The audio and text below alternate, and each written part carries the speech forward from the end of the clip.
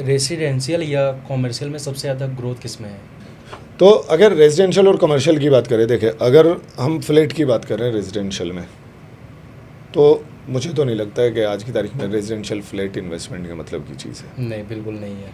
Commercial है, हाँ commercial में आपने शॉप है, कोई मॉल के अंदर कोई कोवर्किंग स्पेस है ना, इस तरह से अगर है तो वो आपके फ़ायदे की चीज़ है।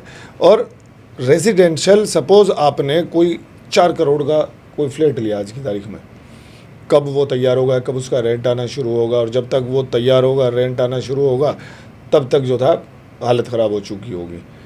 जो आपका कमर्शियल स्पेस है, अगर आपने 4 करोड़ में ही कमर्शियल स्पेस ले लिया, रेजिडेंशियल और कमर्शियल को कंपेयर कीजिए, आप अपने लोकल भी आसपास में भी देख सकते हैं कि एक अगर आपने 4 करोड़ का फ्लैट लिया, उसका रेंट अगर आपको 50,000 रुपये आ रहा है, वहीं पे अगर 4 करोड़ का कमर्शियल लिया, कमर्शियल का आपको 2 लाख रुपये रेंट आता है।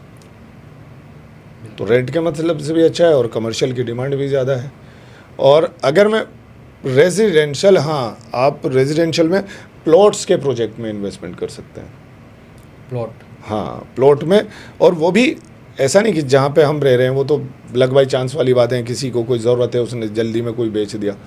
आसपास में अगर जहाँ पे रेट बढ़ चुके हैं, नई लोकेशन, जैसे मैं बात करूँ नोएडा इंटरनेशनल एयरपोर्ट है, IMT सोना है, साउथ गुड़गांव नई जगह डेवलप हो रही है, धोलेरा डेवलप हो रहा है।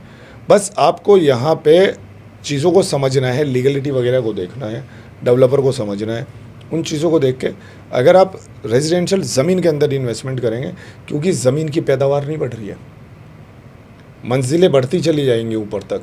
आज 10 मंजिल का अप्रूवल है, कल 20 का हो जाएगा, 25 का हो जाएगा, बढ़ती चली जाएंगी, लेकिन ज़मीन की कोई पैदावार नहीं। ज़मीन जितनी बननी थी उतनी बन गई, ऊपर वाला नहीं बनाएगा। और आने वाले टाइम में जिसके पास जितनी ज़मीन होगी वो उतना अमीर होगा।